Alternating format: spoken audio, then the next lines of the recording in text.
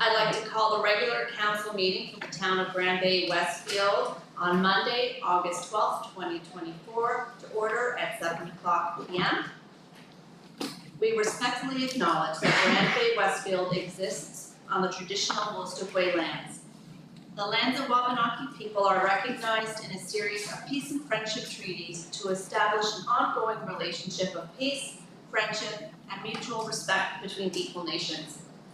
The river that runs by our town is known as Woolstow, along which live Woolstoway, the people of the beautiful and bountiful river. We, the staff and elected representatives, pay respect to the elders, past and present, and descendants of this land.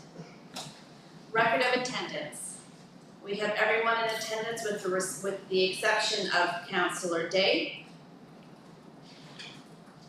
Item 5, agenda approval. The motion is that the Council of the Town of Bay-Westfield approve the agenda of August the 8th, 2024 as presented.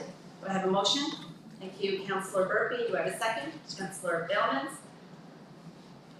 Any questions on the motion? There being none, all in favor? Aye. Motion is carried. Item 6, disclosure of conflict of interest. Is there any? There being none, we'll move on to item 7.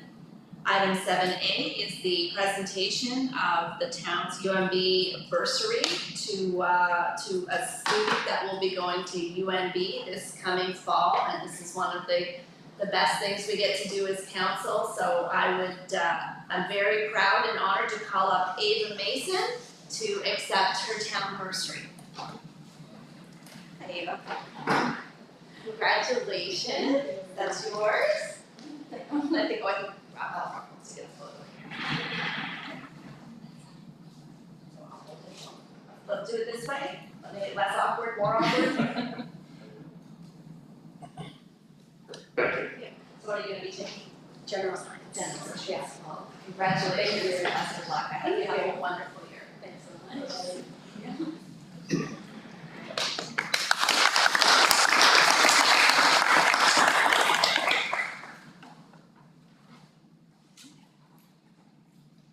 We'll move on to 7B, and we have a presentation from the New Brunswick Medical Education Foundation. We have Alyssa Long and Dave Ryan here with us today. So the floor is yours. Please go ahead.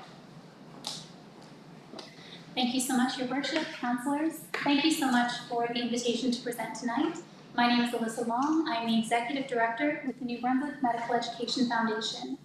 We are a private charity in New Brunswick dedicated to recruiting and retaining the next generation of doctors for New Brunswick, meeting what we know is a healthcare staffing crisis, and empowering our future physicians to treat and serve New Brunswickers for decades to come. Tonight, my plan is to give an overview of our story, the successes we've had to date, why this work matters, and we are engaging as much as we do in fundraising and friend-raising this year. Our goal is to spread the word, help build friends and communities where we have been underrepresented, and to hopefully share a good news story in the healthcare sector. So the New Brunswick Medical Education Foundation was founded in 2010 by a family physician in St. John, New Brunswick. After 40 years of practice, Dr. Donald Craig had reached a point where he was looking towards retirement and was becoming increasingly concerned that there were no new incoming doctors who could take on his patient load. He was very concerned about orphaning his patients and was looking for a solution, and he didn't see that in the existing physician recruitment models within New Brunswick. At the time, Dalhousie Medicine New Brunswick was about to open its doors, and he approached the university with a totally novel concept. Rather than recruiting and spending resources trying to recruit doctors from away, from out of province to come and settle here, could we instead engage medical students who would be studying within New Brunswick, providing them with financial aid, and in exchange those students would pledge to practice in New Brunswick for however many years they received funding. Nobody had ever done that for physicians before. And so the university said, okay, great idea, but Dr. Craig, you handle it. You figure it out. And so he actually created, over time, the New Brunswick Medical Education Foundation to serve that purpose. And the results have been absolutely incredible. And before I dive into those results, I want to present the need. So what we see across New Brunswick is a growing provincial wait list. Right now it's over 80,000 people, and it's expected to cross over into 100,000 or more by the end of this calendar year. The average physician in New Brunswick is 49 years of age. Within the next 5 to 10 years, we are going to see a mass exodus from the labor market. Right now, there are over 250 physician vacancies reported across Horizon Health Network and Vitalite. And what we've seen is that the past efforts to address this problem have been siloed and costly with varied results. What we do at the Foundation is not to replace the ongoing efforts, it's to complement them, to ensure that there is a pipeline ready that the health networks can access when they need to bring in talent. So we at the Foundation raise funds to support student scholarships. We then fund current New Brunswick medical students as well as allied health professional students. And what this does, it creates a pipeline of future physicians ready and committed to practicing in New Brunswick. And the results have been staggering. Since inception, we've supported over 300 students. Last year, we awarded 130 scholarships, totaling over $1 million in tuition relief.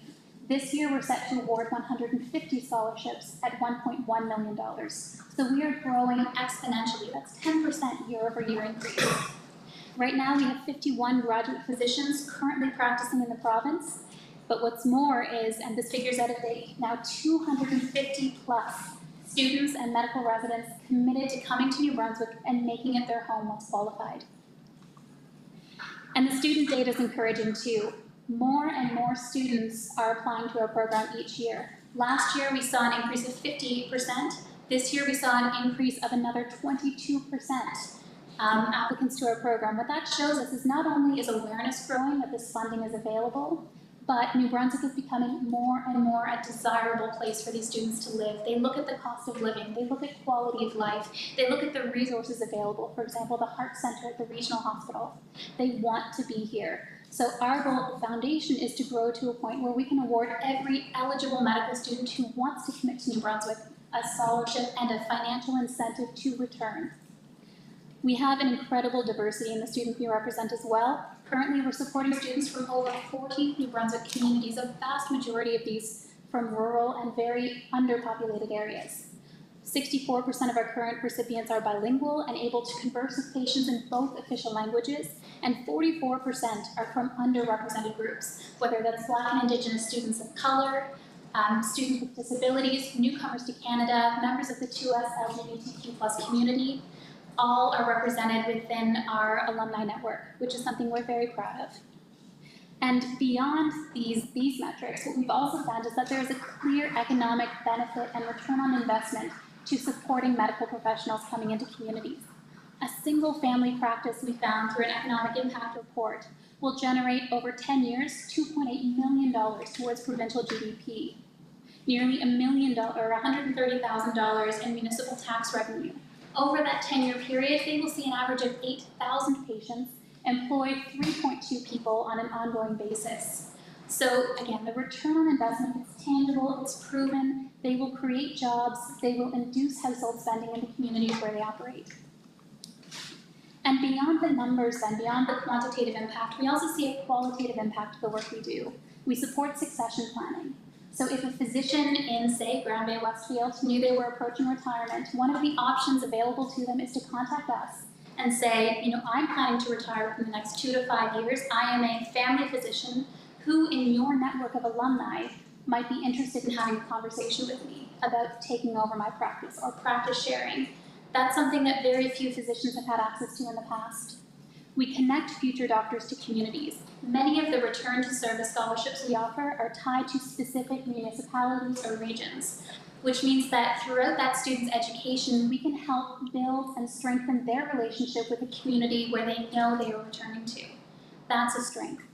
We have a network of students and alumni that we maintain regular contact with. Each year, we have an annual scholarship celebration. We have an open house, quarterly webinars. We have monthly newsletters.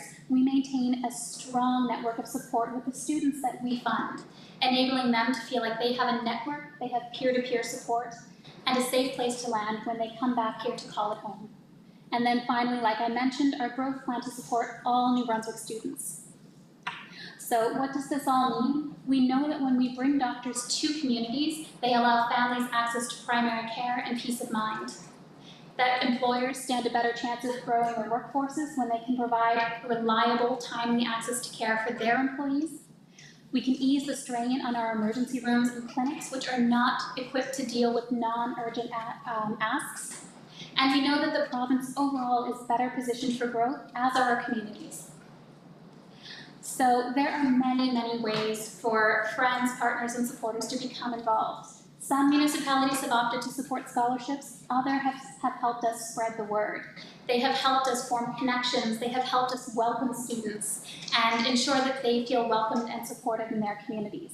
So while we have worked with GEP, supporting a scholarship is just one way. So my ask from this group is more, if you would like to have a conversation, if you would like to learn more, learn about the students from Grand Bay who we've supported historically, myself or my colleague David Ryan would be happy to have a conversation with you. It's so rare that we see good news stories in the healthcare sector. This is something we're excited about. It's something we'd like to share. And it's something, again, there may be people in your network who want to hear this, so please share with them and refer any questions to us. We are supported by an incredible volunteer board of directors, which is currently comprised of 13 members.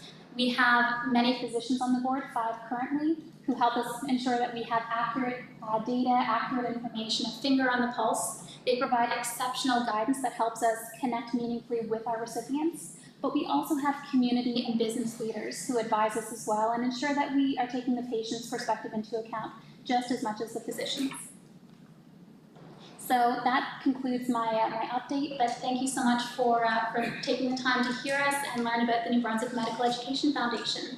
Thank you, Alyssa. That was a great presentation. I've seen parts of it before at different events that I've been to, but thank you for coming here and presenting specifically to us.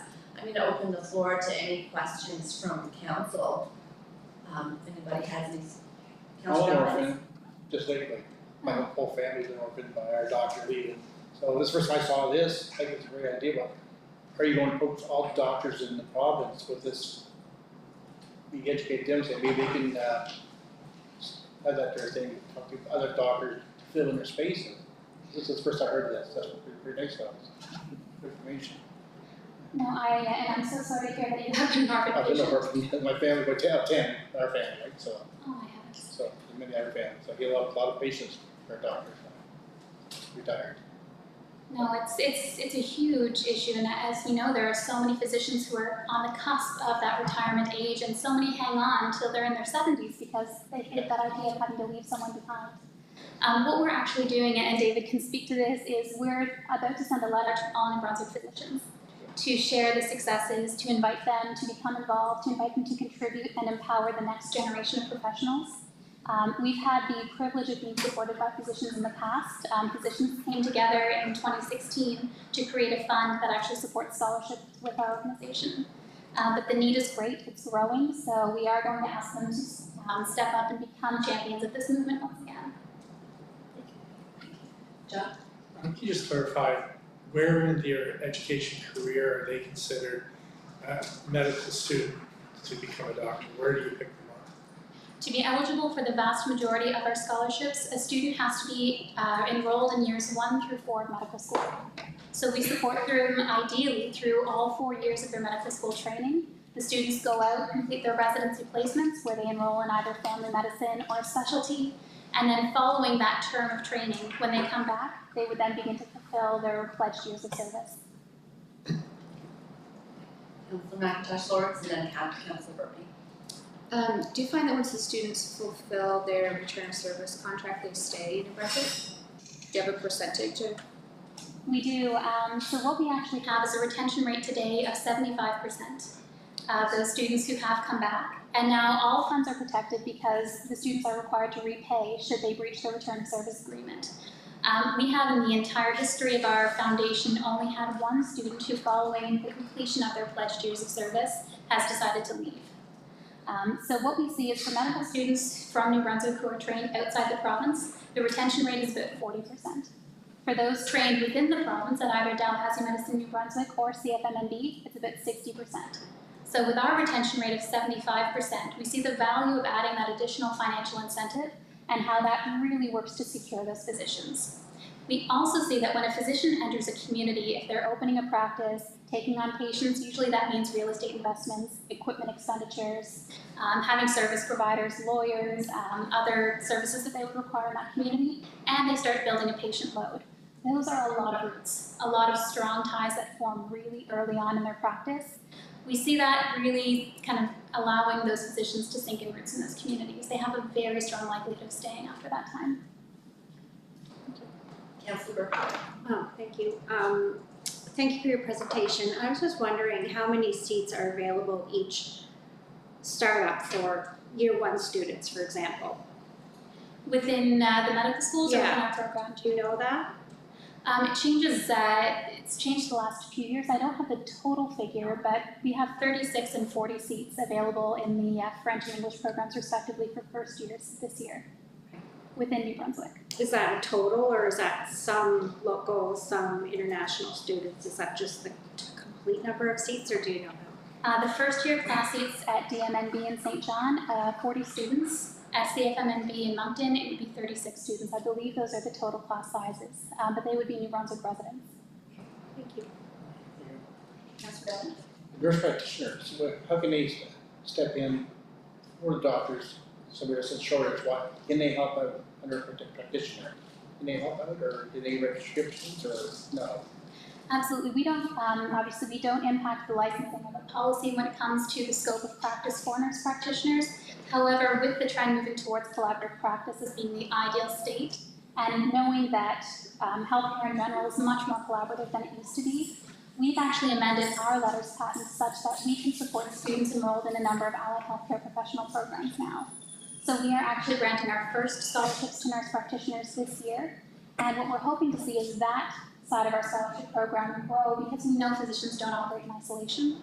So while our mandate right now is to grow to a point where we can support all medical students, once we reach that point, we need to consider the other healthcare professions as well. So we fully support nurse practitioners. Any further questions from council? Well, thank you again for coming and presenting to us and talking about the program, the impact it's going to have, the plans you have for the future. We truly appreciate having the opportunity to learn about it and what municipalities can do to further the mission that you have. So thank you. Thank you both. Thank you so much for your time, and good evening. So the motion is that the council of the town of Grand Bay-Westfield receive and file the information and defer the item to budget deliberations. Do I have a motion? Councillor McIntosh Lawrence. Second. Second from Councillor Balcom. Any questions or comments on the motion? There being none, all in favor? Aye. Okay, contrary minded? Motion is carried. Thank you. Safe drive home. Thanks for coming. Item 7C, Maritime Enforcement Service Inc., and we have Colleen Quigg here. And it's got you too, nice to see you. I was planning on running for the presentation. Okay. Good afternoon, good evening, council and mayor. My name is Scott Borer. I'm with the Fundy Regional Service Commission. I am the Director of Community Planning, and one of the items we've done recently is we've started a new pilot project, and I believe you're all somewhat familiar with the enforcement pilot project, but just wanted to do a very quick recap. And now that Colleen's here, the purpose is really to introduce Colleen, and you're going to see her in your community, so we just wanted to do a quick introduction for council today. So just to recap again, this is a pilot project done by the Fundy Regional Service Commission. A need was recognized over a year ago that enforcement would be beneficial for the region, and so it was identified.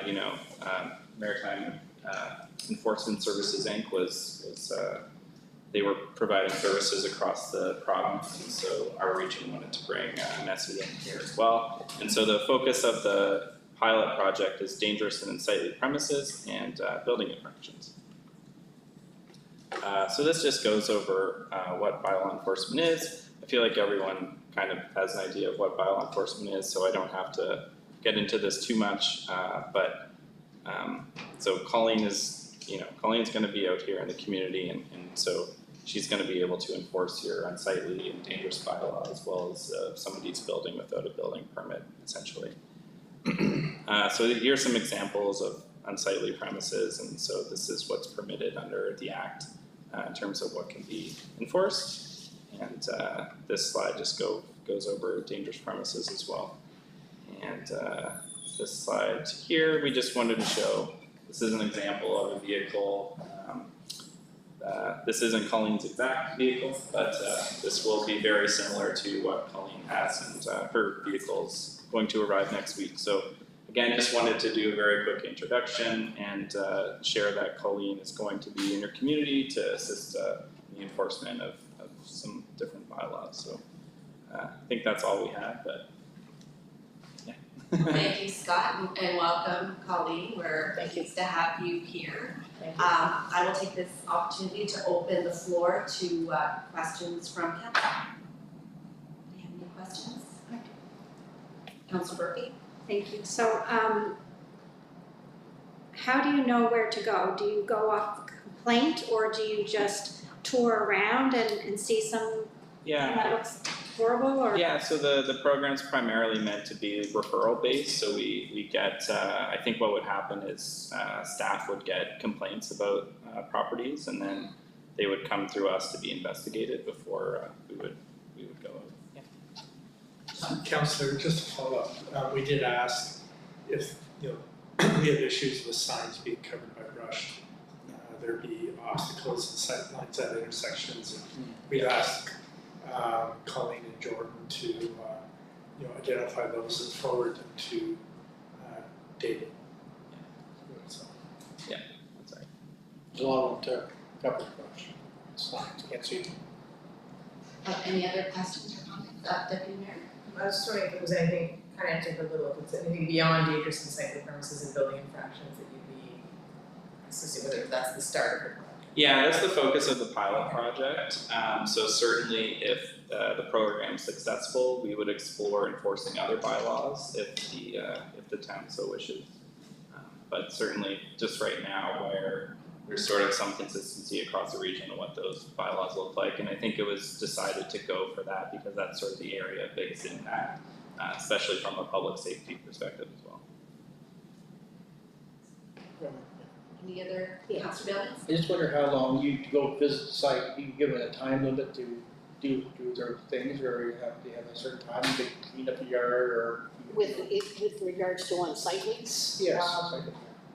Upon me receiving a referral, I would go to the location, I would take photographs of the areas in question and concern, come back to my office, document, do up a letter. Yes. The letter is sent to the registered homeowner, and then it will give them an exact date that I will be visiting the property again within 2 weeks for a re-inspection. So at least the homeowner has some time and some knowledge of the date of when I'll be coming back. Would it be better to hand deliver the letter, or does he have to write it, maybe that's better? They prefer to be mailed. Oh, Just for council's information, the process isn't cheap. You just have somebody different More simple. helping us out. This increases our capacity. The process stays the same. Any other questions? I just have a quick one. So Scott, you said that the focus is on the two issues that you outlined in the presentation. But is there anything preventing you from enforcing other bylaw issues that the municipality may bring forward? We certainly, under our contract with Messy, it's those areas, so if it's something council wants to look into, we can look into providing that. Yeah, so it wouldn't be overnight, but certainly if there is another priority area that council wants. I think the reason we went, again, just to kind of focus in on those two areas, they're generally consistent across the region, and if we said all bylaws, then, I don't know how many bylaws the town has, but certainly if every town that participated had 20 bylaws that had to be enforced, it would just, from an enforcement standpoint, it would be very difficult, but certainly if there is a specific bylaw that council would want enforced, I think we could look at it. Thank you. Any other questions or comments from council? Well, thank you very much, both of you, for coming in, and we look forward to seeing you around the community, and again, welcome. Thank you very much. Thank you. So the motion is that the council of the town of Grand Bay-Westfield receive and file the information presented. Do I have a motion? Thank you, Deputy Mayor Toole. Do I have a second? Thank you, Councillor Burpee. Any questions or comments on the motion? There being none, all in favor? Contrary minded? Motion is carried. Thank you, council. Item 8, minutes of previous meetings. 8A, regular council minutes of July 8th, 2024. The motion is that the council of the town of Grand Bay-Westfield adopt the minutes of the regular meeting of July 8th, 2024 as presented. Do I have a motion? Yes. Have I a question? It's noticed that I was there, I was on vacation that time, so that's the only thing that I know, so that would just be my one. So that would be my The motion should be that the council of the town of Grand Bay-Westfield adopt the minutes of the regular meeting of July 8th, 2024 with the amendment of marking Deputy Mayor Toole absent. Good, we have you're good with that motion, John? Councillor Bailmans, do I have a second? Second. Thank you, Councillor Balcom.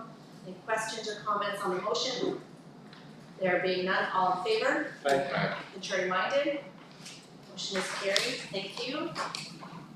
Item 9, unfinished business, there being none. Item 10, bylaws, there being none, we'll move on to item 11, new business or recommendations. 11A is the snow and ice control plan, and I will pass that over to you, John. Thanks, Your Worship. This was presented to council, I believe it was in June, and there's some stuff to take back that the Works Commissioner did, and then the mayor brought to my attention that we still forgot something, so we've amended it, and we'll discuss that later. In the meantime, any questions? Chris is our Public Works Superintendent, he'll try his best to answer them, between the two of us anyways. Have any questions from council on the snow and ice control plan as presented?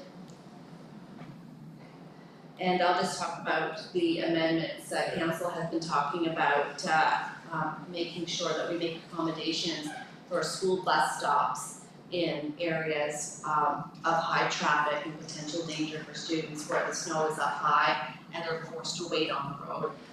We had asked for that amendment to be made at the last meeting, and it just got missed. So the amended motion will reflect that, just so that you are aware.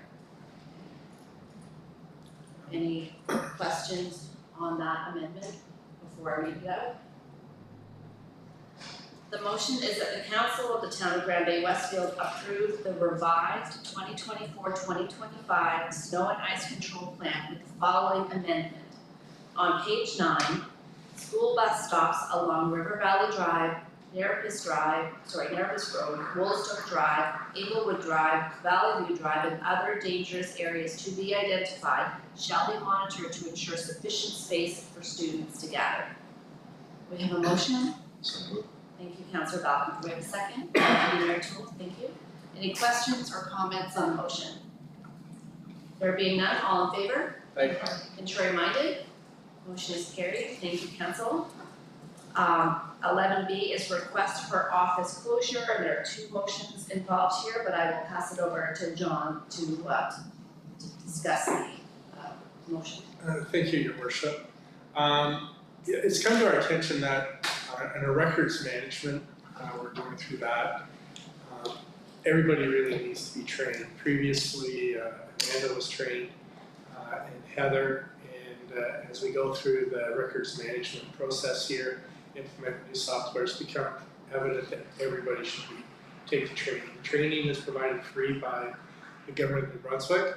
However, for everybody to do it, we really need to close the office because we don't have someone on a casual basis to come in and watch the front for us. So we're asking permission for that. I forgot the date, September for that, September 17th. And then what we'd like to do is we do our annual strategic plan and budget alignment session. And historically, Hannah has attended. We'd like Heather to be engaged because she's now the Works Department administrative assistant, so she should have eyes on this stuff. And then our new front desk receptionist is brand new to the municipal sector. This is a great way of helping her understand not only how council works, but how we work. We really want a high performing staff, and this is one way of doing it. Again, we don't have someone that we can bring in for the day to be able to take payments and answer a host of questions. This is highly unusual. We appreciate that. We're asking for council's permission to do that. We like permission today so that we can start advertising tomorrow. Any questions before I read out the motion? The motion number 1 is that the council of the town of Grand Bay-Westfield authorize the closing of the administrative office on August 28, 2024 for staff to attend, the strategic planning session. Do I have a motion? Thank you, Councillor Billman. We have a second? Councillor McIntosh Lawrence, thank you. Any questions or comments on the motion? There being none, all in favor? Contrary minded? Motion is carried, thank you. The motion number 2 is that the council of the town of Grand Bay-Westfield authorize the closing of the administrative office on September 17th, 2024 for staff to complete Municipal Records Authority, MRA, training. Do I have a motion? Thank you, Councillor Burpee. A second, Deputy Mayor Toole, thank you. Any questions or comments on the motion? There being none, all in favor? Contrary minded? Motion is carried. Thank you, Council. Item 11C, ERP, Vadim iCity. And again, John, over to you. I think I've been banging this drum for years now, council, and I distinctly recall before we hired James as our CFO that I remember him coming in, we had an interview, and I said, I want to be up front. We have to make some changes, and doing a new ERP is one of them. Now, having said that, I'm going to turn it over to James, who's been doing all the heavy lifting on this item. Thank you, John. Your worship and council, really pleased that we're at this stage of our process, bringing forward a recommendation to you for a new accounting system. Our current system, Adagio, is really designed for small businesses. It requires a lot of manual processes, and there's a lack of visibility in real time for staff. Our auditor recently noted in his 2023 financial report that we should look at replacing our current system, and it would bring us many benefits. So in conjunction with our CIO Jeremy Hayward, we put together an RFP that identifies the core elements we would require in the new system. We shared this with 3 different companies we believe had solutions that would be compatible with their operations. As part of this process, there was a written submission required and a 2-hour demonstration. We also spoke to many other municipalities to understand how they utilize the software and the benefits and challenges that presented them. Once we received the submissions, we reviewed them. It was clear that Vadim iCity, which is a solution offered by a company called Central Square, was the best fit for us. Central Square is a US-based company, but they service 700 municipalities in Canada with one of their many solutions. In addition to the regular accounting modules, Vadim iCity offers electronic utility billing, a citizen portal, an employee portal, fixed asset tracking, and asset management, which are going to bring immense value to the town. There is a jumping cost from our current system, but the value we will receive will be immense. The plan, if approved, is to start the implementation process late in 2024, with go live sometime in 2025. I'd like to thank Jeremy Hayward from Navalogic for his guidance and support through this process. And we really look forward to bringing some more value and helping get some added transparency and better information for the council. Thank you, James. Before I read the motion, are there any questions from the council? No? I'd just like to add, I worked with Vadim before, And I think they actually started in Kamloops, BC or something like that. And that was part of a different organization than they are with now, so there's a lot of change in the industry, but they're originally Canadian. Yes, Deputy Mayor Tool. Because I know that the cost is quite high, you said it brings the values, the value more in, the value is not money we're saving, the value is in capabilities, I'm just trying to figure out the value side. So the value is in efficiency of operations. It's gonna be much more efficient from a day-to-day basis for staff and process. The public are gonna see some added value. Everyone gets a sewer utility bill in the mail. Now, if you wish, one of the value adds is that you could register for an online portal. So you could log in and see your account history, see where you pay, click on a button, I want to pay now, it'll take you through a payment process. Dog licenses potentially could be online. One of the real added efficiencies for on a weekly basis for employees is they will have the ability for all employees to submit their time online, goes to a manager for approval. Say they want to take a vacation day, they can submit a form, it gets routed for approval. Right now, a lot of that's done on paper, so it's going to reduce use of paper, time, and staff in processing this things. Any other questions? I have a question, so I know that we're talking about efficiencies from a staff perspective, and so can you kind of go through what the process is now if a department head wants to compare where they are in real time with expenditures versus their budget number and what they have to go through now and how it will change with this? Yeah, so right now what happens is it's a long process that Hannah, the assistant treasurer, and myself would go through. Export all the data to Excel, go in and clean it up. We print out, we have to print out a lot of paper, so we print out transactional histories. So for the works department, it would be about that thick, an inch and a half to 2 inches thick of paper. They would go through that, identify what their costs are coming for the rest of the year, hand that back, and we go through it, punch all the numbers in. It takes days and days and days to compile the forecasts which are coming up next. So how they will look in the future is each department here would be able to log into the system, which they can't currently do now. We would have pre-generated and formatted reports that they could, I want to see where I'm at compared to my budget. They hit a button, the report would come up. They want to see the detail on that, they can click, it's going to drill down so they can see where those expenditures are coming from in real time. Without having to put in a formal request or wait every 3 months. That's significant value knowing where we are in real time versus budget. Yeah, and a lot of decisions sometimes have to be made quickly. Do I have enough room in my budget to purchase this item?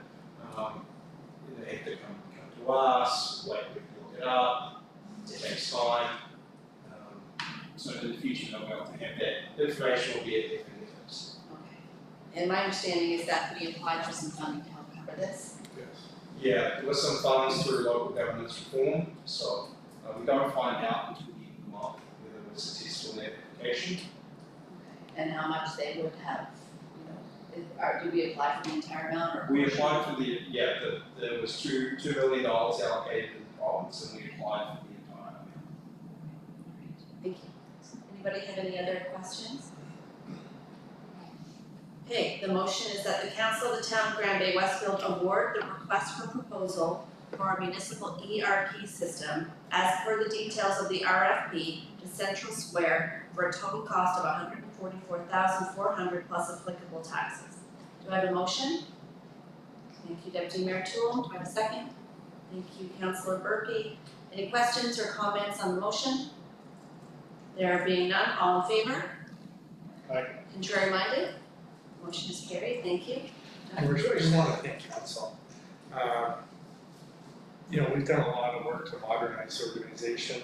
This is a significant step. It's not a cheap step by any stretch of the imagination. Hiring a CFO was something that this council did as well, and that was a huge step forward.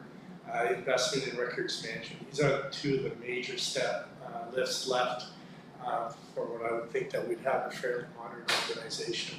So I just want to express on behalf of all administration our gratitude for your support. Thank you, John. We'll move on to item 11D, general revenue projections Q2. And John, I suppose you'll flip that over to James again. Yeah, it's sort of a good news story. I don't always want to say surplus is a good news story, but I'll turn it over to James for details. And he's going to probably not be quite as optimistic about it as me. Thank you, Your Worship, Council. So this is their second round of projections that we've done this year. You just heard me talking about the process we go through to pull it together. So we are projecting what I would, I suppose, a small surplus of 150,000. It represents about 2% of our total budget. This is mainly a result of increased revenues, most notably interest, with inflation that was recently quite high, interest rates have been elevated, which is good news for us. The money we have sitting in the bank is earning a good rate of interest. And there's a few other grants that have come through as well. Expenditures are fairly well on track, they're slightly lower than what was budgeted for, and I'd like to thank staff for being diligent with their budgets. It's important for the resiliency of the town's finances that we manage the budget timely and we direct any surpluses we realise into reserves, which will recommend close to the end of the year. Thank you, James. Resiliency is one of our core values, so it's nice to see it reflected in this budget and what might happen to any surplus that still exists at the end of the year. Do you have any questions from council? There being none, the motion is for the council of the town of Bay-Westfield receive and file the general revenue 2024 second quarter financial report as presented. Do I have a motion? Thank you, Councillor Balcom. Do I have a second? Councillor Bowman, thank you. Any questions or comments? There being none, all in favor? Contrary minded? Motion is carried. Thank you. And again, thanks to James and Hannah for all of the work and all the department heads in putting that together for us. 11E, utility projections Q2. And John? Yeah, so this has improved since the first quarter, and I'll let James speak to that. Thank you. So in the first quarter, we were projecting a deficit of approximately $15,000. After going through this process, that projected deficit has been reduced to $9,000, which is good news, but it's still a deficit. Again, revenue is up, mainly due to interest that's been earned on deposits. But expenses are higher than budgeted for. There were some increased costs related to insurance and electricity. NB Power increased their electricity rates earlier in the year, 13.9%. So, you know, all the lift stations around the town, they use power. Solar panels were installed at the lagoon, which mitigated that, but still increased in costs. Staff are going to continue to monitor the situation here and will advise council if any change to the financial health of the utility. Thank you, James. Any questions from council? I just have one question, James, actually two. So with the 2024 user rate only, are we pretty much on track with previous years in terms of where we are with collecting those user fees? The last time we looked at 2024 collections, we're actually ahead of where we were previously. Okay. There's still some 2023 ones to collect, which we're in the process of trying to clean up this week. So we've made contact with those homeowners and we're making arrangements for payments. The worst case scenario is disconnection. We're trying to avoid that when we can. So one of the changes we made this year was we sending out monthly statements to any overdue accounts. That wasn't done consistently in the past, but now we're doing it on a monthly basis, and we've really noticed that really helps. When we send those as soon as we send those statements out, and then next week we get a chunk of payments. Thank you. Any other questions? There being none, the motion is that the council of the town of Grand Bay-Westfield receive and file the sewerage utility 2024 second quarter financial report as presented. Do I have a motion? Thank you, Councillor Burpee. Do I have a second? Thank you, Councillor McIntosh Lawrence. Any questions or comments on the motion? There being none, all in favor? Contrary minded? Motion is carried. Thank you. Item F, IT report, and I'll pass it over to you, John. Thank you, Your Worship. Before I turn it over to the Deputy CAO in his capacity, he looks after most of our IT stuff. I just want to point out that we had or bring to Council's attention that we had a milestone meeting with iSpire last week, I think it was. And for the first time, we really, the owner was there. We had an engaged discussion about a lot of the items that I brought up to council in the past, about where we're going, what are they doing to provide support, what are they doing to provide us with confidence that they're on top of cybersecurity as an example. It was a very good discussion, a very engaging discussion, and there's a couple of areas that they asked us about that we'd like to see improved, and they're acting on those. And that meeting was actually one of those things that we should be having these meetings, so they've indicated like to have these on a quarterly basis. And a lot of the material that we discussed is not in this report. I'll just give council an example. We do asset management, and for the most part, all the information is with them. We've asked for an inventory of those assets in which they have some type of managed service that they service and manage for us. So that's an example. We discussed the rollout of Windows 11 and talked about rolling out Atomize City. So it was more of a high level meeting, and I think there'll be it was over an hour. I think that we met. It'll be less than that in the future because this is the first one. Anyways, I'll turn the report presentation over to the Deputy CAO. Thank you. So yes, this is the quarterly report. I believe this is the second one council has received. So we'll receive these each quarter, similar to the general revenue projections and utility projections. For the most part, the summary of it is we are and continue to be in very good shape. What all of this is doing is just giving us that background, or kind of that paper trail and saying, yes, you are in good shape, and we're protected as best as we can be, and those types of things. One little note on this, when we look at endpoint management, refers to 2 physical servers. We don't actually have 2 servers. The reason that's listed there right now is we're in the process of switching from an old server to a new server. So as of today, we have 2 servers, but that will, by the next quarterly report, that should be happening. Please start Friday, isn't it?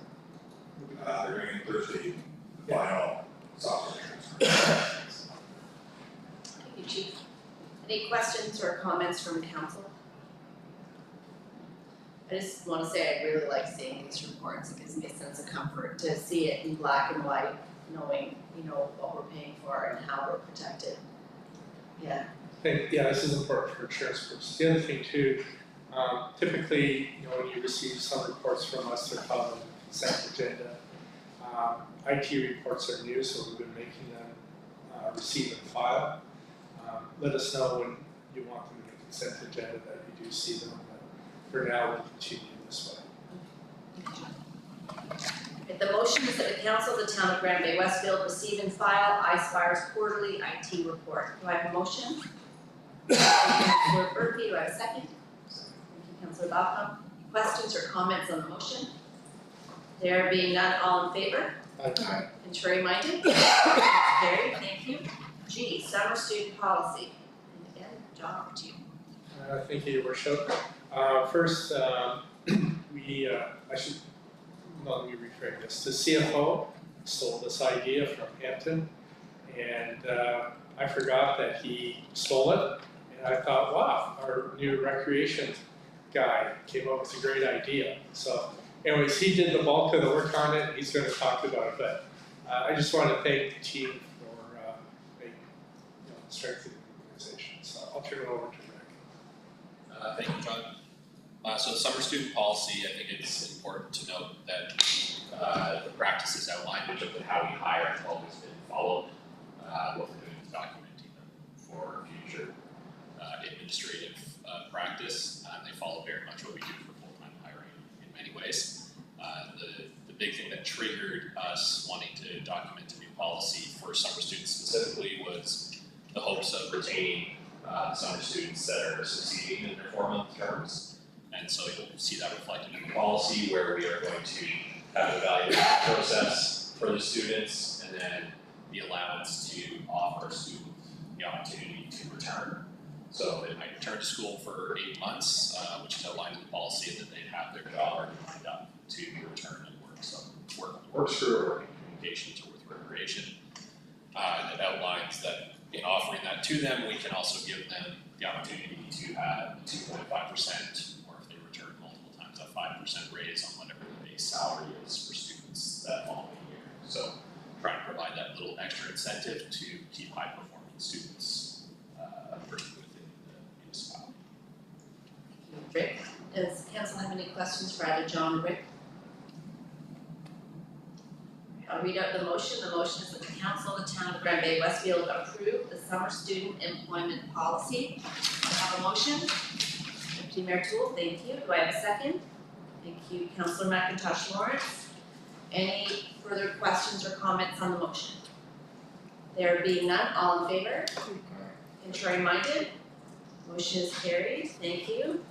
The next two motions are around UMNB resolutions, and as we all know, the AGM is coming up the end of September, beginning of October, and we need to, if we're going to have the resolutions in time for that, they need to be passed by council. We have two specific ones, one about a joint use agreement for educational facilities, and the other about the establishment of a municipal court. And I'll turn this over to John now to talk about each one, and then we move on to the motions. Thank you, Your Worship. Just have council note that as we've tried to work with the Anglophone South School District, we've met with mixed results. There's been some great collaboration, and some collaboration has been wanting. Other provinces have very effective joint use agreements. In talking with some of my colleagues, there's frustration, especially our municipalities and larger. Smaller municipalities, usually there's limited resources, there's an innate desire to be able to, recognition of the importance of collaborating. So really, we want to get collaboration at the end of the day so that everything can be used. So this resolution addresses that. Fredericton is supportive of this as well. All right, any questions on the first resolution before I read it out? Because it's long. Sorry. That's fine. UMNB resolution joint use agreements. That the council of the town of Grand Bay-Westfield approve the UMB resolution for the establishment of a joint use agreement between the province of New Brunswick and municipalities for the use of educational facilities. Whereas municipalities in New Brunswick recognize the importance of maximizing the use of public facilities to benefit the community, and whereas school facilities such as gyms, auditoriums, fields, tracks, and classrooms are valuable resources that can serve a dual purpose for both educational and community cultural, leisure, and recreational needs, and whereas many school facilities remain underutilized during non-school hours, evenings, weekends, and holidays, and whereas joint use agreements between municipalities and school boards have proven successful in other jurisdictions by optimizing facility usage, reducing duplication of infrastructure, and enhancing community access to cultural, leisure, recreational, and educational spaces. And whereas such agreements can foster stronger community bonds, predictability and trust, promote healthy living, and provide greater opportunities for youth and adults to engage in sports, arts, leisure, and other recreational activities. Whereas collaboration between municipalities and the province of New Brunswick can lead to more efficient use of public funds, ensuring that existing facilities are used to their full potential. And whereas municipalities can benefit from shared maintenance costs, scheduling, and programming of school facilities, which can lead to cost savings and improved service delivery to residents. Therefore, be it resolved that the Union of Municipalities of New Brunswick, UMNB, advocates for the province of New Brunswick to establish and implement a comprehensive joint use agreement with municipalities. And be it further resolved that the UMNB urges the provincial government to engage in consultations with municipalities, district education councils, and other stakeholders to develop a framework for these agreements, ensuring that the needs and interests of all parties are considered. Do I have a motion? Thank you, Deputy Mayor Toole. Do I have a second? Thank you, Councillor McIntosh Lawrence. Any questions or comments on the motion?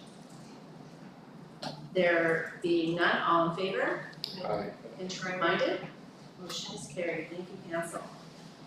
Item 11I. Did you want to speak to this one specifically, John? Yeah, if you want. Yeah, sure. Yeah, so what happened with this one is, as of today, we have an administrative penalty that's overdue. And if we want to collect it, we have to get a court order to have it served against the owner of that fine. That's a cumbersome process, it's an expensive process. Other provinces, and I'm going to speak to Saskatchewan specifically, we established a municipal court. It's overseen by a Justice of the Peace. Matters are brought before the Justice of the Peace and decisions are levied that day pretty much. It's a lot simpler, it's streamlined. We issue a ticket in February. It's overdue the end of February. We go to court in March. The person is served in March and we get out the money by April or March. Right now, we don't know how long the process is going to take. Plus, probably we have to engage a lawyer. So we're just looking at a way of ensuring that all municipalities can collect monies that are outstanding to enforce non-compliance bylaws quickly and easily and for everybody. Any questions before I read out the resolution motion? Just one question, to the city mayor. Have you had any discussion with your colleagues in other surrounding municipalities to see if they have a similar situation in their Just province? in general, there's frustration, but no, I think I just wrote this last week. I think I didn't even talk to the mayor about it. I knew that this overdue was coming, and I just quickly wrote it, and I think I shared it with the deputy mayor and the mayor. And no, it wasn't something I've been contemplating for a long time. It was a reaction to this incident. Thank you. So I will read out the motion. UMNB resolution, municipal court. The motion is that the council of the town of Bay-Westfield approve the UMNB resolution for the establishment of a municipal bylaw court. Whereas municipalities in New Brunswick currently lack a dedicated judicial body to handle municipal bylaw matters, resulting in delays, expenses, and inefficiencies in the resolution of municipal issues. And whereas the establishment of a municipal court would provide a specialized forum for the adjudication of municipal bylaw infractions, property disputes, and other municipal matters, thereby improving the administration of justice at the local level. And whereas other provinces have successfully implemented a model for municipal courts that has enhanced the efficiency and effectiveness of municipal governance and the enforcement of municipal bylaws. And whereas a municipal court in New Brunswick would promote greater consistency, fairness, and timeliness in the handling of municipal cases, benefiting both municipalities and their residents. And whereas the creation of a municipal court would alleviate the burden on provincial courts, allowing them to focus on more serious criminal and civil matters. Therefore, be it resolved that the Union of Municipalities of New Brunswick, UMNB, advocate for the province of New Brunswick to establish a municipal court system based on successful models in other provinces. And be it further resolved that the UMNB work with the provincial government, the judiciary, and other relevant stakeholders to develop a framework for the establishment and operation of municipal bylaw courts in New Brunswick, ensuring that they are adequately resourced and staffed. And be it further resolved that the UMNB urge the provincial government to enact the necessary legislative changes to empower municipalities to utilize these courts effectively. And be it further resolved that the UMNB commit to providing support and guidance to municipalities during the transition to and implementation of the municipal court system. Do I have a motion? Oh, John. Sorry. It occurred to me as I was rereading this that maybe the last three, being further resolves, be deleted, and that we just keep with the other one, the first one, because I think I was overly prescriptive in the last three. We just want the establishment of a municipal court. We want all those other things, but that's more about the how rather than the what. Sorry, I had to read that all out. That's okay, so we're good with the end, it would be the be it further resolved that the UMNB work with the provincial government. Just therefore be it resolved. There, so all of the three. All the three. Municipal based on successful. Fair enough. Do we have a motion? Thank you, Councillor McIntosh Lawrence. Do we have a second? Deputy Mayor Toole. Do we have any questions or comments on the motion as presented with the removal of the last three be it resolved? Or be it further resolved? 2 and 3, yeah. Any questions or comments? There being none, all in favor? Aye. Contrary minded? Motion is carried. And thank you, John, for putting that together in a tight time frame. Sometimes we get motivated. 11J, UMNB advocacy and election preparedness. I'll speak to this one. You've seen it in your kit, and I've sent it out to council, and UMNB has sent it out to council. It's been part of their newsletter, etc. So as we're all aware, a provincial election is on the horizon, and this is it's an irreplaceable opportunity for municipalities across the province to talk about their priorities and their challenges and their opportunities. So really doesn't get any better than this. So UMNB has put a lot of work into this election preparedness kit. There's a toolkit, there's an advocacy guide, there's a guide on candidate engagement, key messages, template social media messages, etc. So if you haven't had the opportunity to read through it closely, I would encourage you to do that.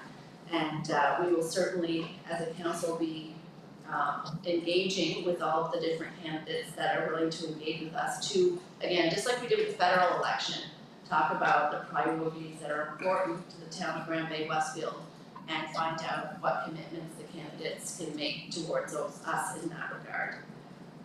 There's also on September the 19th, a candidate forum with the leaders in Fredericton that should prove to be very interesting and informative. Does anybody have any questions on the information as presented? Then the motion is that the council of the town of Bay-Westfield receive and file the information as presented. Do I have a motion? Thank you, Councillor Bellman. Do I have a second? Councillor Berkey, thank you. Any questions or comments? There being none, all in favor? Aye. Contrary minded? Motion is carried, thank you. Item 11K, and that's the Medawest Wabanaki traditional powwow. And John, can I pass that over to you, please? Sorry for seeing that. Oh, I could talk about it too. So the city of St. John is helping facilitate the first powwow that's happening in the province that is not on traditional First Nations lands. So this is a big deal for the region. They have reached out to all of the municipalities in the region to see if we are able to sponsor the event and be part of it. And this is one of the things that we can do in terms of educating ourselves on our path to reconciliation as well. So it does fit within our strategic plan and our stated values. So there was a whole sort of ladder of different sponsorship opportunities within, but we I think we went with $1,000, even though the lowest one was $2,500, because I think that's sort of, $500 was the lowest. So 1,000 sponsorship for the powwow. And John, does that get us any sort of recognition? Yeah, it gives us, let me find it here. I think we just get our logo printed on the program. And the website or anything? Yeah, it says website. Yeah, and that's, logo on program and website. 2,500 includes the digital sign. So does anybody have any questions or comments about this potential sponsorship for the powwow? So the motion is that the council of the town of Bay-Westfield authorize administration to proceed with a $1,000 sponsorship for the Metaguest Wabanaki traditional powwow. Do I have a motion? Thank you, Councillor Berkey, and that was a second by Councillor McIntosh Lawrence. Any further questions or comments on the motion?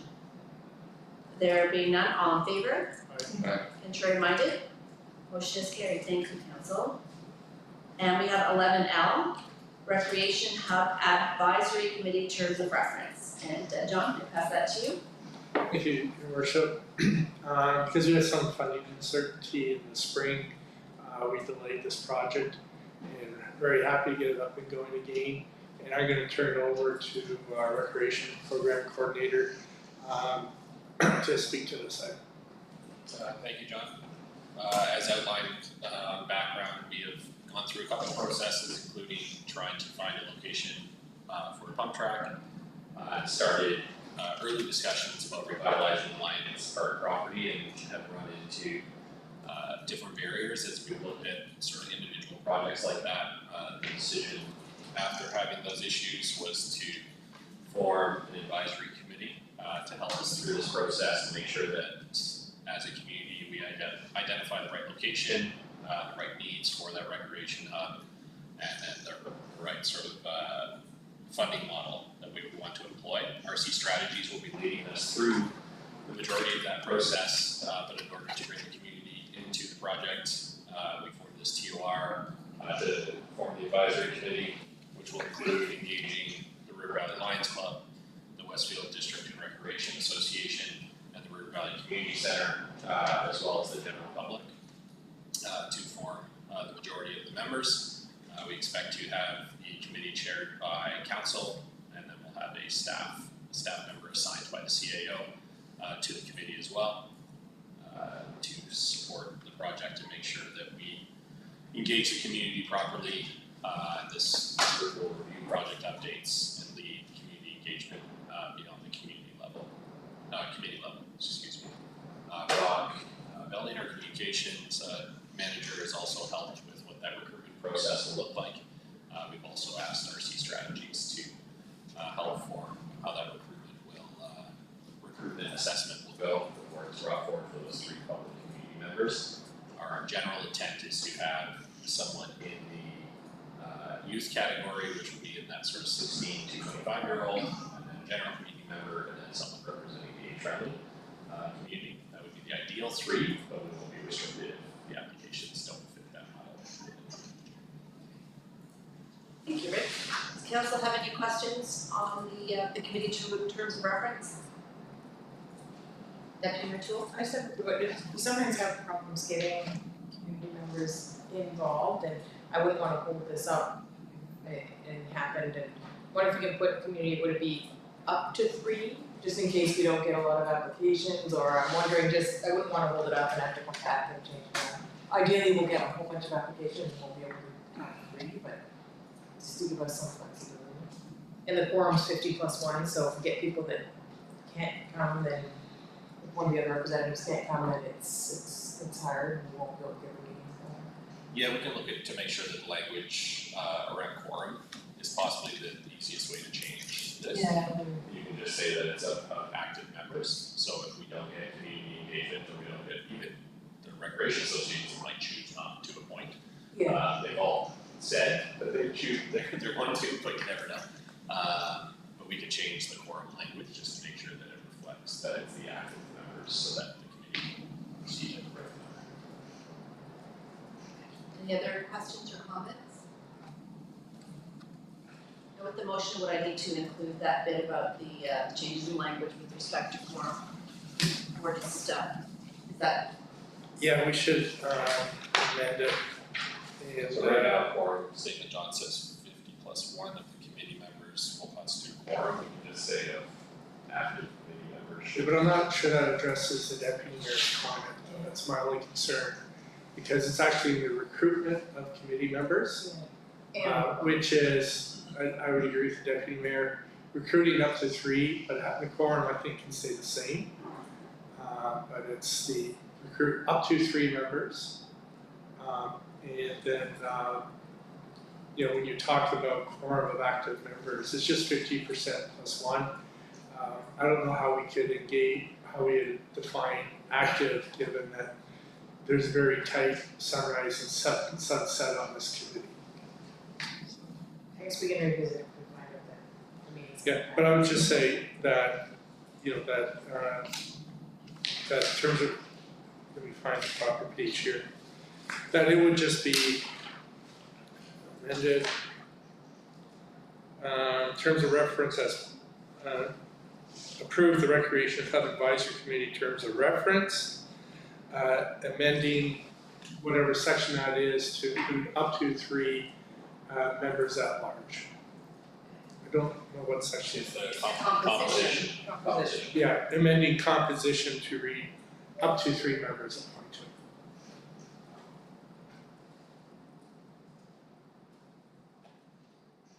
See a lot of frowns, no, I was thinking or are people just tired? up to 3. Up to 3 community residents. Okay. All right, so the motion is the council of the town of Grand Bay-Westfield approve the Recreation Hub Advisory Committee terms of reference, amending the composition section to state up to 3 community residents. Appointment of up to 3 community residents. Appointment up to 3 community residents. Yeah. Do I have a motion? Deputy Mayor Toole, a second, Councilor Balcom, thank you. Any questions or comments? So how many are gonna be on the group? How many people total at the top? 8. 8. And there's a certain age group. Is it, or does it matter the age or? Yeah, that's what Rick was talking about. Ideally, we'd like somebody 16 to 25. Ideally, somebody who could represent the more mature segment of the population, probably 60 plus, 65 plus. And we have a recreation master plan lens. Would there be somebody who's accessible? Could be somebody large. There's a number of things, but ideally, we want to reflect a cross section of the community. Any further? Just focus on it, this is just not pump tracks, but other things at this location, right? Just not just a pump track we're talking about. No, this is a comprehensive, it could be over a green space, it could be on Colonel Nays, it could be at the Lions Field, it could be someplace north of here, So we're working with a blank canvas, if I could put it that way. A dirt pump track may or may not be a part of it, depends on community input. Yes, do we have a survey for that or something? I think, yeah, survey would be a part of that. I Yeah. think we arranged for an open house as well. Yeah. And so there's different ways we'll be reaching out to people. Any further questions or comments? There being none, all in favor? Contrary minded? Motion is carried. Thank you, council. Item 11M, youth council terms of reference. And I'll pass that to John. Thank you, Your Worship. This is something that when I was in Kindersley, that we had a very engaged youth council. It's a lot of work. It's a lot of work for the admin person responsible for it, and council as well, including the mayor. Having said that, our recreation program coordinator has been doing a heavy lift on this for us. I'll let him speak to it. Thank you, John. So we're sitting here today looking at this, even though it was budgeted for the entire 2024 year, because research into youth councils trying to start something in the middle of the school year, where it's very difficult to engage in the summer. It was not advised. It was advised that you start when the school year starts, allow that youth council to engage through the year, and then if they choose to step away once their summer begins, the majority of that work has been done, or 90% of the work has been done, so that you can continue and then restart again in the fall. So we're going to look, if this is approved, the TOR, to start that recruitment in late August, and then obviously really engage with the schools who have been contacted in the spring to try and engage and get the note out about what we're trying to do with the Youth Council in Granby-Westfield. And then they'll be able to start their engagement. There's some very specific areas that we would like them to be responsible for, but one thing in research about youth councils is that if you don't allow them to have a budget or don't allow them to make real decisions or have at least some sort of impact in a real area, the engagement will drop off very quickly. They're usually hyper-intelligent youth that really want to engage, so if you treat them like children, they will back off. So something that we're going to take very seriously is allow them to have decision-making power and try to make an impact on the community every year. So hopefully that recruitment will go well. It's a new thing for me to recruit through the high school area, but we're excited to try. Do you have any, John? I just want to clarify that we'll be providing administrative support, and I've been intentionally vague that the CEO or CEO staff designate. There may come a time when the recreation program coordinator, who will become the recreation director next year, may not have the bandwidth or the room on his work plan to be able to do this. So that can either be delegated to the person that will be hiring after we have a retirement, or is this something that we do on a part-time basis? But that's why that has been intentionally left behind, because this is not an easy lift. Youth want to be engaged, they want to talk, they want to email, text, WhatsApp, or anyways, all those different apps. So we just need flexibility about this, and there may be future budget demands for council. Thank you, John. Any other questions or comments?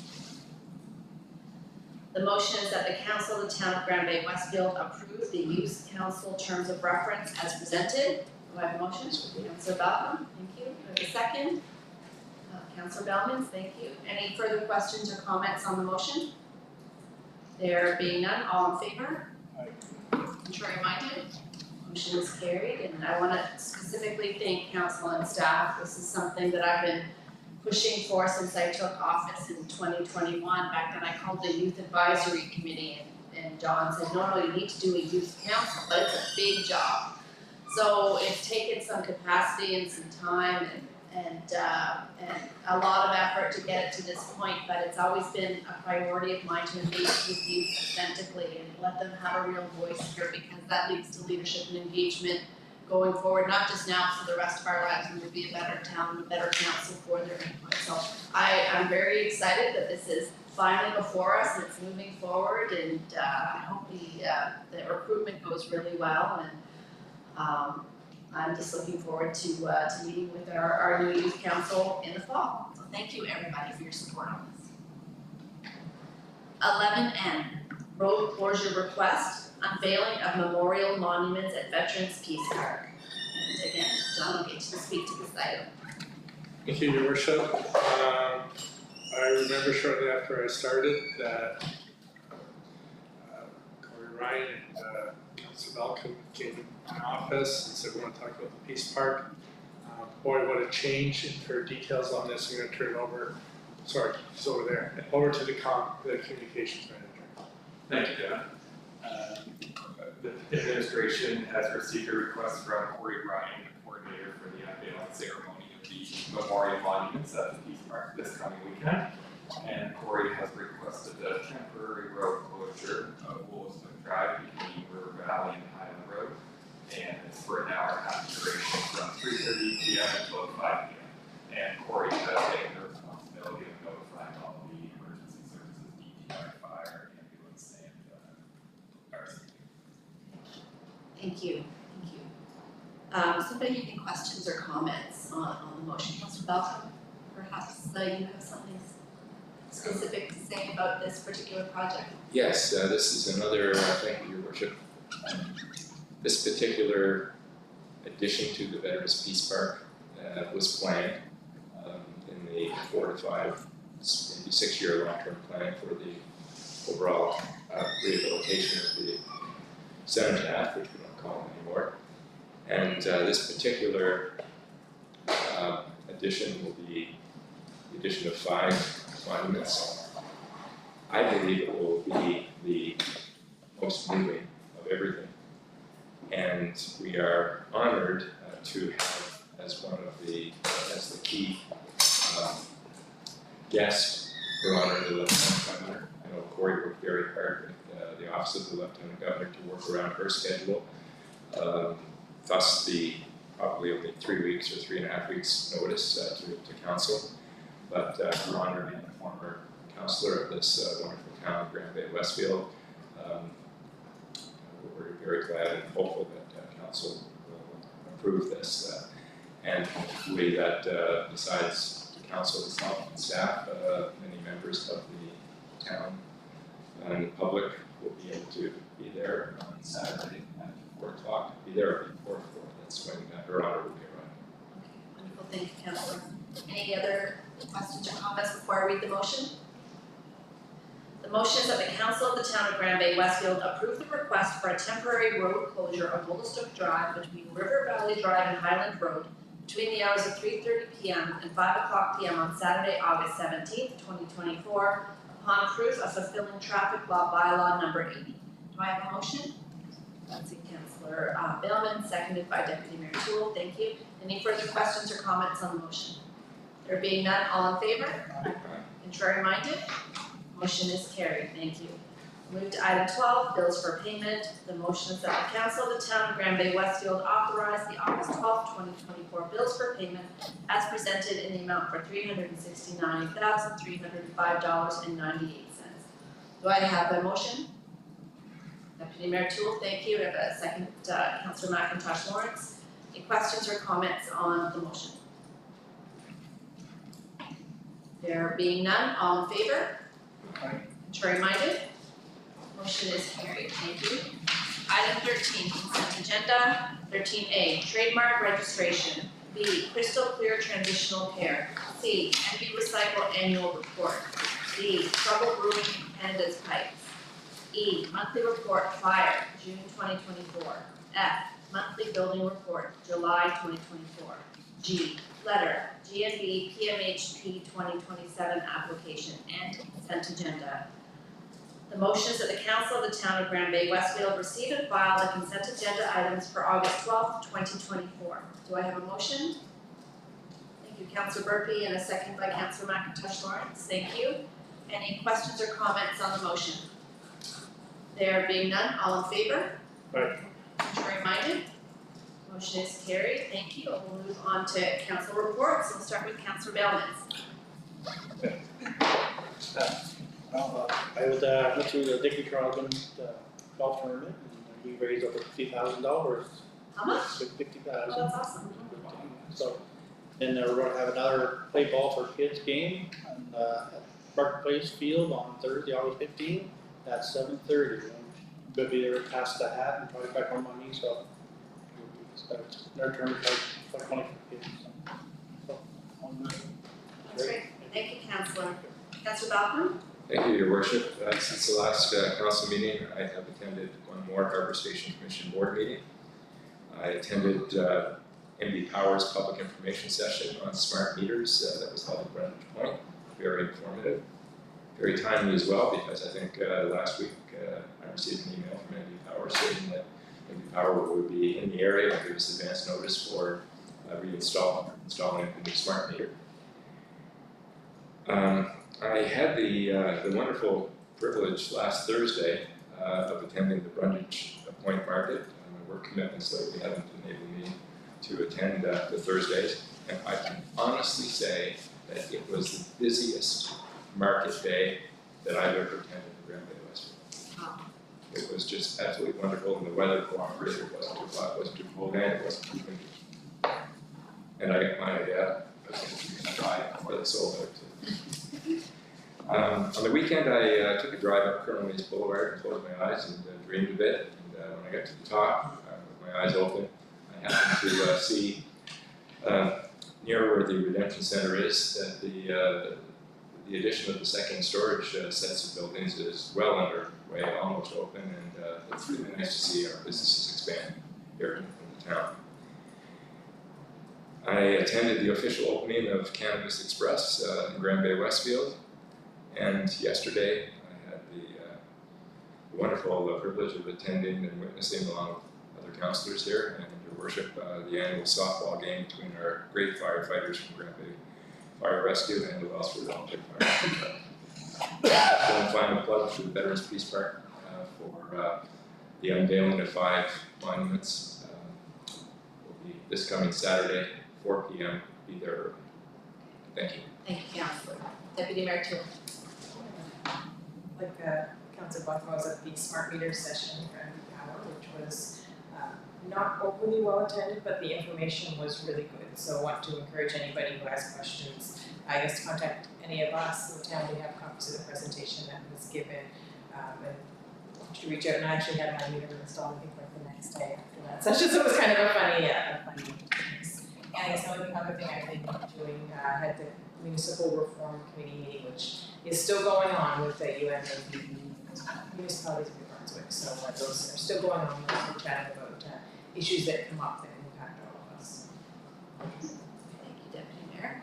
Councillor Burke. Okay, so July 25th, I attended, as well as the mayor, the FRSC meeting in Hampton.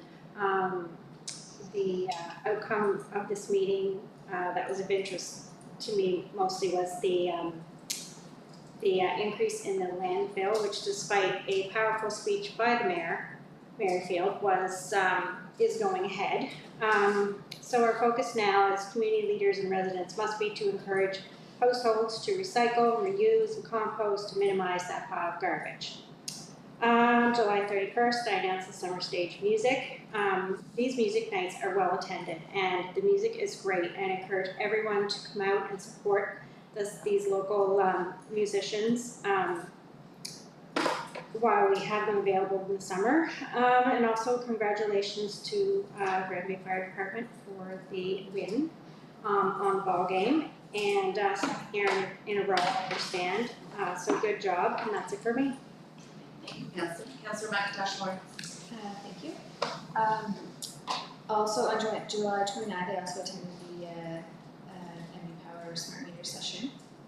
On July 10th and the 7th, I had the pleasure of introducing the bands at Summer Stage, Wildcard, and supervising Snack Time. And yeah, I'm amazed at the talent in our small community. The bands are super well attended, and yeah, the talent is amazing. I also attended the Cannabis Express grand opening August 2nd, and yesterday I also attended the ball game. Thank you, Councillor. And I think pretty much everybody else here has covered all the things that I've done. The FRSC, the opening, summer stage, all of those things. One thing that I did do of note was attend the Fiscal Reform Working Group meeting, the most recent one in Fredericton. We're on the road to municipal fiscal reform here as a province, and and I have the privilege and responsibility to be a part of that group. So that was a full day meeting in Fredericton on steps going forward with that. And I know everyone else has already mentioned it, but a special shout out to our Grand Bay-Westfield Fire and Rescue for bringing home the axe 2 years in a row, 2 for 2. And next year hopefully will be 3 for 3, and maybe 2 for 3 for hockey, because that's our next one coming up. So congratulations and thanks to the Wellsford Fire Department for coming up and having a good time and being such good sports. And thank you to Speaker Oliver as well for throwing out the first pitch. We'll move on to 15, business arising from committee of the whole. There being none, we'll move on to adjournment, and the motion is that the council of the town of Grand Bay-Westfield adjourn the meeting at 8:30 p.m. Do I have a motion? Thank you, Councillor McIntosh Lawrence. I think that was a second by Councillor Murphy. All in favor? Contrary minded? Motion is carried. Thank you, council, and thank you all the team that's here to support.